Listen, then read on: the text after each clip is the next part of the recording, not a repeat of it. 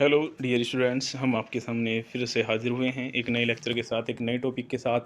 हमने आपको बताया था पिछले लेक्चर में हम एक professionalism, professional value, ethics and morality से संबंधित जो आपका एक सब्जेक्ट है बीएससी नर्सिंग का, उसकी एक सीरीज शुरू की है जिसमें हम टॉपिक बाय टॉपिक आगे बढ़ रहे हैं। ठीक है, आज हमारा जो टॉपिक होगा उसमें ये होगा आपका communication and relationship with the team member, कि आप जो आपकी टीम है और उसके जो मेंबर्स हैं, टीम मेंबर का मतलब आपका हॉस्पिटल में फिजिशियन है, नर्सिंग है और बहुत सारा जो स्टाफ्स है वो आपकी टीम है, उसके साथ रिलेशनशिप और कम्युनिकेशन बनाना क्यों ज़रूरी है, ये आज हम डिस्कस करने वाले हैं। ये आपके सिलेबस में डायरेक्ट पॉइंट ऐसे ही है, तो इसके आने के चांसेस हैं, तो आप इसको अच्छे से पढ़िए। ठीक है, देखिए इसमें क्या लिख रहा है कि patient care today is more complicated than ever due to increased chronic conditions such as diabetes, cancer, arthritis, Alzheimer, kidney disease।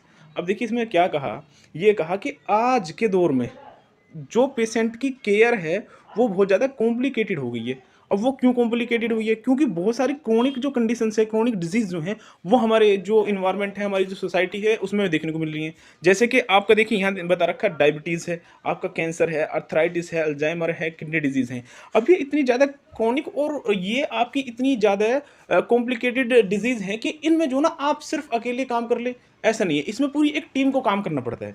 ठीक है, अगर टीम को काम करोगे तो उनके साथ एक अच्छा रिलेशन होना चाहिए, उनके साथ अच्छा कम्युनिकेशन होने चाहिए, तब आगे जा आप जो ना इन चीज़ों को मैनेज कर पाओगे। ठीक है, आगे देखिए पढ़ते हैं। देखिए इसमें लिखा है कि because these illness are complex, ये जो बीमारियां हैं ये बहुत ही कॉम्प्लेक्स हैं। There is need for a specialised care, इनके लिए ज़रूरत होती है एक स्पेशल केयर की। देखिए कैंसर है आपका, अल्जाइमर है, डायबिटीज़ है, ये सिर्फ ह्यूमन के एक पार्ट को नहीं, ह्यूमन के जितने भी बॉडी पार्ट्स हैं, ऑर्गन्स हैं और जो सिस्टम्स हैं उन सभी को इफेक्ट करता है। तो एक बहुत ही ज़्यादा कॉम्प्लेक्स डिजीज़ है, तो इनके लिए स्पेशल केयर चाहिए। अब स्पेशल केयर चाहिए, देखिए आगे क्या लिख रहा है, which has result in multidisciplinary approach to treating patient. इस तरह के पेशेंट को ट्रीट करने के लिए आपको मल्टीपल, एक से ज़्यादा डिसिप्लिन या बहुत ज़्यादा आपको टीम वर्क की जरूरत पड़ती है। सिर्फ आप ट्रीटमेंट प्रोवाइड करो इतना नहीं, आपको जो अदर फिजिशियन है उसकी भी नीड पड़ेगी, जो और थेरेपिस्ट वगैरह उनकी भी नीड पड़ेगी, जो आपका लैब टेक्नीशियन वगैरह है या और भी बहुत सारे जो थेरेपिस्ट हैं उनकी नीड पड़ती है। तो मल्टीपल जो अप्रोच आपको यूज़ करना पड़ता है पेशेंट की और ट्रीट करने के लिए। ठीक है, यहाँ ये कहा गया है। फिर आगे देखिए क्या लिख रहा है इसमें, medical term are made up of different member like nurse. अब देखिए यहाँ जो हम बोल रहे हैं बार बार कि मेडिकल टर्म, इसका मतलब है डिफरेंट मेंबर, यानी कि अलग अलग मेंबर्स, जैसे आपका नर्स होगा, फिजिशियन होगा और अदर जो हेल्थ केयर प्रोवाइडर हैं वो, या अदर जो हेल्थ केयर प्रोफेशनल हैं वो। यानी कि हम जो मेडिकल टीम बोल रहे हैं या टीम मेंबर जो बोल रहे हैं उनका मतलब होता है उसमें फिजिशियन आपका आता है, नर्सिंग आपका आता है, उसके अलावा आपका थेरेपिस्ट वगैरह आते हैं। ठीक है, और अदर जो आपके मेंबर हैं जो एक मेडिकल ऑर्गेनाइजेशन में मेंबर होते हैं वो सभी इसमें आते हैं टीम में। ठीक है, अब आगे देखिए इसमें क्या कह रहा है, it is a important then that they clear and effective communicate with one other to build strong work relationship, share source and solve problem. अब देखिए ये जो आपका टीम जो है, आपकी मेडिकल टीम है या टीम जो मेंबर हैं उनके बीच में इफेक्टिव कम्युनिकेशन क्यों होना चाहिए, या उनके बीच में एक अच्छा स्ट्रॉन्ग रिलेशन क्यों होना चाहिए, ताकि आप इफेक्टिवली कम्युनिकेट कर सकें एक दूसरे से, दूसरा बिल्ड कर सकें स्ट्रॉन्ग वर्क रिलेशन। यानी कि आपके काम में आप अगर मान लीजिए आप किसी काम को प्रॉपर्ली परफॉर्म नहीं कर पा रहे हैं, या यह सिचुएशन इतनी क्रिटिकल है कि आप उसे अकेले मैनेज नहीं कर पा रहे हैं, तो आप दूसरे से हेल्प लीजिए ना। अगर आपके रिलेशन उनके साथ अच्छे होंगे, बेटर होंगे, स्ट्रॉन्ग रिलेशन होंगे, तब वो आपकी हेल्प करेंगे वर्क में, आपके वर्किंग में। तो यहाँ पे यही कहा जा रहा है कि टीम से रिलेशन इसलिए रखना है आपको। ठीक है, देखिए ये कह रहे हैं फिर रिसोर्सेज का आपको शेयर करें एक दूसरे को, और जो प्रॉब्लम है उसको सोल्व करने के लिए जो आप एक रिलेशन बना रहे हैं, कम्युनिकेशन कर रहे हैं, ये बहुत ज़्यादा जरूरी है। अब देखिए नेक्स्ट पॉइंट में हम पढ़ते हैं, health care team member focus on patient centred care by doing following. अब ये कह रहा है जो हेल्थ केयर टीम मेंबर्स होते हैं वो फोकस होते हैं किस पे, हमें पेशेंट को सेंटर में रखना है, पेशेंट की केयर को हमें प्रायोरिटी देनी है। ये सबसे हमारा मेन इंपॉर्टेंट जो आपका फंक्शन है। ठीक है, उसके बाद अब देखिए कोऑपरेटिंग विद, अब देखिए इन्होंने कहा कि हम किस तरीके से केयर कर सकते हैं। इसमें फर्स्ट पॉइंट इन्होंने दिया कोऑपरेटिंग विद वन अदर, एक दूसरे के साथ कोऑपरेट करना। दूसरा दिया है इसमें एक्सचेंज इन्फॉर्मेशन, इन्फॉर्मेशन का एक्सचेंज करना। अगर किसी के पास कोई इन्फॉर्मेशन है तो उसको एक्सचेंज करना। कई बार आपने देखा होगा जो लैब टेक्नीशियन है डायरेक्टली फोन कॉल पे बात कर ली जाती है कि इसकी जो ब्लड वैल्यू है, इन्वेस्टिगेशन है, उसकी वैल्यू कितनी है, ये सब। तो इन्फॉर्मेशन का लेन देन जो है इस तरीके से आप कर सकते हो। दूसरा इंटीग्रेटिंग इलेक्ट्रॉनिक मेडिकल रिकॉर्ड, आप जो इलेक्ट्रॉनिक मेडिकल रिकॉर्ड है उनका यूज करके किसी पेशेंट को केयर प्रोवाइड कर सकते हो। ठीक है जी, अब हम आगे थोड़ा सा और पढ़ लेते हैं इसके बारे में। फिर नेक्स्ट पॉइंट में देखिए ये बता रहा है, provide timely inform concert, consent लेना या कंसेंट आपने ले लिया है तो दूसरे को इन्फॉर्म करना, ये आपको एक करना होता है, ताकि ये भी तो एक कम्युनिकेशन है कि इन्फॉर्म कर दिया ताकि किसी प्रोसीजर को करने में आसानी हो जाए। ठीक है, उसके बाद है health care team have a common purpose to provide safe optimal patient care with successful outcome through communication and collaboration. देखिए आपको कम्युनिकेशन और कोलैबोरेशन करना है ताकि आप जो एक सक्सेसफुल आउटकम निकाल सको। आपके पास पेशेंट आएंगे, पेशेंट आने के बाद उनकी जो पेशेंट की डिज़ायर ये होती है कि हमारी हेल्थ प्रमोट हो, हम हेल्थी हों और जल्दी हम जो हमारा ये जो डिजीज़ है इससे निकल जाएं। अगर आपकी टीम में कोलैबोरेशन नहीं है, कम्युनिकेशन नहीं है, ठीक, और आपका पर्पस ये है नहीं कि हम किस तरीके से जो सेफ्टी या केयर प्रोवाइड करें पेशेंट को, तो फिर आपका पेशेंट जो है ना उससे आउटकम आप ले ही नहीं सकते। फिर वो आपके ऑर्गेनाइजेशन में दोबारा आने की या आपसे जो केयर लेने की दोबारा नहीं सोचेगा। तो आपका बेसिक पर्पस यही है कि किसी को सेफ प्रोवाइड करना, किसी को अच्छी केयर प्रोवाइड करना, और वो कैसे कर पाएंगे आप कम्युनिकेट करके, कोलैबोरेशन करके एक दूसरे के साथ। ठीक है, फिर नेक्स्ट पॉइंट देखिए आप क्या लिख रहा है इसमें, importance of communication in the team work, यानी कि टीम में अगर आप कम्युनिकेशन अच्छा करते हैं, एक दूसरे से बातचीत अच्छी रखते हैं, आप रिलेशन अच्छा रखते हैं, तो उसका क्या फ़ायदा है, उसके क्या महत्व है, ये यहाँ पे देखिए। देखिए इसमें फर्स्ट लाइन में क्या लिखा हुआ है, team that consist of nurse, physician and other staff can reduce morbidity rate while increasing patient and health care worker satisfaction.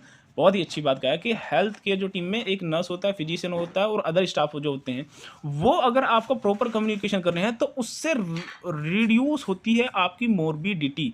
Morbidity का आप मतलब समझिए क्या, एक तो होती है मोर्टिलिटी, मोर्टिलिटी कहते हैं आपने मृत्यु दर कम कर दी, एक होती है मोर्बिडिटी यानी कि आपने बीमार होने के चांसेस कम कर दिए, बीमार होने का रेट कम कर दिया। तो अगर आप कम्युनिकेशन कर पा रहे हैं, कोलैबोरेशन कर पा रहे हैं, तो आप किसी को बीमार होने से बचा सकते हो, उसका रेट ऑफ मोर्बिडिटी कम कर सकते हो। ठीक है, जबकि पेशेंट जो होता है हॉस्पिटल में इसीलिए आता है ताकि हमारा जो हेल्दी रहे, है ना।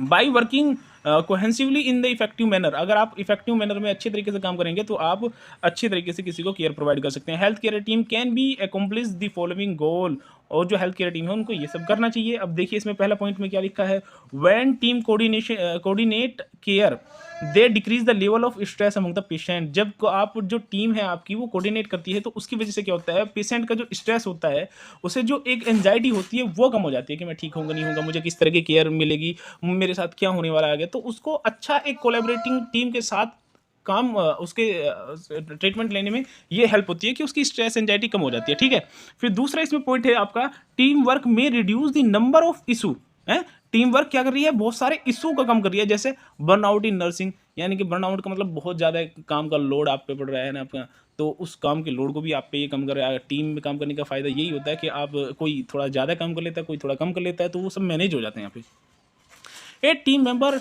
Nurse are not the sole provider of care.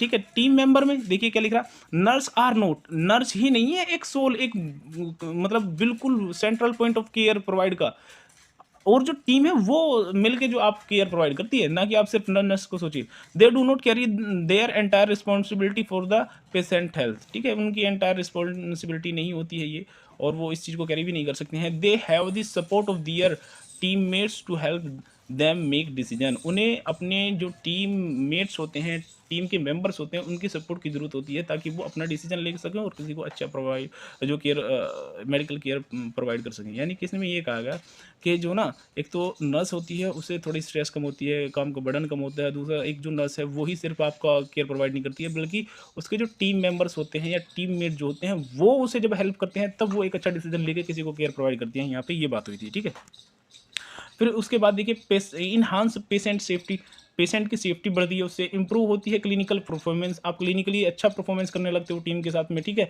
Cut down on medical error, आपसे गलतियां कम होती हैं मेडिकल के फील्ड में, क्योंकि जब multiple members of the team working together they will provide efficacy and reduce the errorness in the medical और clinical field. ठीक है, तो यहाँ पे ये बात चल रही है कि आपने गलतियों को कम किया, क्योंकि एक दूसरे से सीखना सिखाना होता है, लर्निंग होती है, तो यहाँ पे ये सब चीज़ें कम हो जाती हैं। Ease patient concern about treatment and procedure, यहाँ पे जो पेशेंट का कंसर्न होता है आपका ट्रीटमेंट से प्रोसीजर को लेकर, वो कम हो जाता है। Rise efficiency and lower health care cost, इससे क्या होता है आपकी जो हेल्थ केयर की जो कॉस्ट होती है वो भी कम होती है। जब आप अच्छा टीम परफॉर्मेंस करेंगे तो उसकी वजह से फिर आपकी जो आपकी कॉस्ट ऑफ आपकी केयर है वो थोड़ी कम हो जाएगी, ठीक है। फिर उसके बाद देखिए नेक्स्ट पॉइंट में क्या लिखा हुआ है यहाँ पे, फिर कि important communication skills for nurses, ठीक है। नर्सेस के लिए कौन कौन सी इंपॉर्टेंट कम्युनिकेशन स्किल्स हैं, इसमें पहला है, it is imperative that nurse competently communicate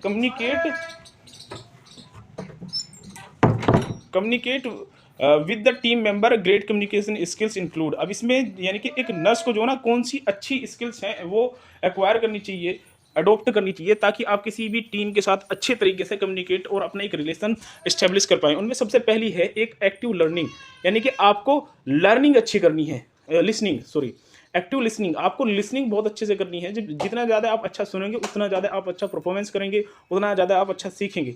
awareness of the non verbal cues, यानी कि आपको सिर्फ जो ना यही नहीं है कि आप वर्बली कम्युनिकेशन कर रहे हैं, आपको नॉन वर्बल जो कम्युनिकेशन है उसके भी थोड़े से क्यूज क्लूज आपको जानने चाहिए ताकि आप अच्छे परफॉर्मेंस दे सकें।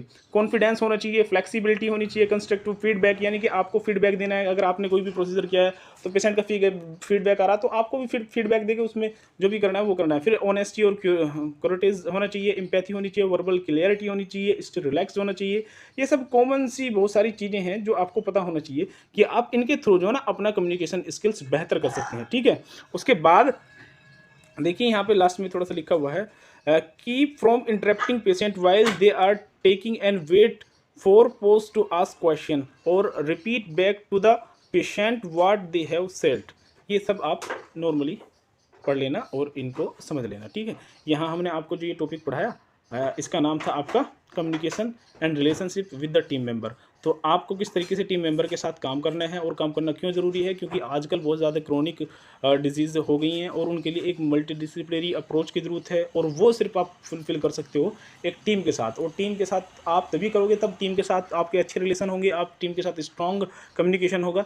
तो ये सब इसमें बताया गया है। आपसे मैं यही रिक्वेस्ट करूंगा, आप इसी तरीके से पढ़ते रहिए कंटिन्यूटी के साथ, तो आप अच्छा बेटर परफॉर्म करेंगे। और बस यही कहूँगा कि आप हमें लाइक कमेंट एंड सब्सक्राइब करें। Okay, thank you.